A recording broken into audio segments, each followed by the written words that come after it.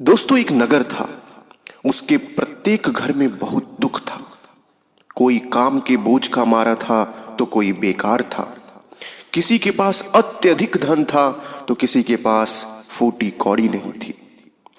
अब एक दिन ऐसी खबर फैली कि नगर के निकट अमूक स्थान पर सुख का ढेर लगा है। लोग अपने दुख की गठरी ले जाकर उसे वहां डाल आए और सुख की गठरी बांध लाएं। लोग बड़े प्रसन्न हुए। उन्होंने अपने दुख को गठरी में बांधा और चल दिए। नगर की सीमा पर उन लोगों ने देखा कि एक साधु बैठा हुआ आनंद मग्न होकर खिलखिला रहा है। उन्होंने कहा, महाराज, बड़ा अच्छा अवसर है, सुख मिलने वाला है। आपका कोई दुख हो तो उसे दूर कर लीजिए। साधु ने कोई उत्तर नहीं दिया। वह पहले की भांति हंसता रहा। लोग निर्धारित स्थान पर अपना दुख छोड़ आए। अब संपूर्ण नगर में सुख ही सुख हो गया। कुछ दिन बीतने के बाद एक व्यक्ति ने देखा कि उसकी जेब खाली है और पड़ोसी की तिजोरी भरी है। इस विचार के आते ही दुख फिर लौट आया। किंतु लोगों ने देखा कि नगर की सीमा पर बैठा साधु पहले की भांति प्रसन्न है।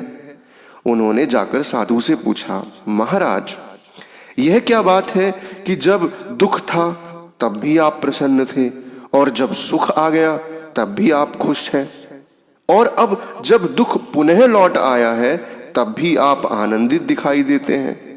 कृपा कर अपनी प्रसन्नता का रहस्य हमें बताइए ताकि हम सभी सदैव खुश रह सकें।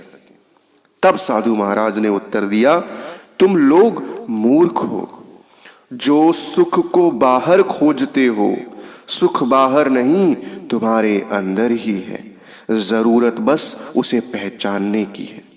सुख की तलाश मठ, मंदिर, घर, जंगल, धन या बल में करने से वह नहीं मिलेगा।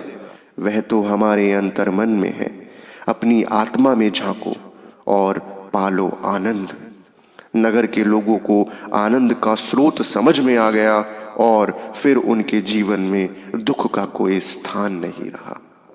तो प्यारे दोस्तों, सुख और दुख को दिन और रात की तरह जीवन में अनिवार्य मानकर भोगा जाए तो वास्तविक आनंद की उपलब्धि सहज ही हो जाएगी।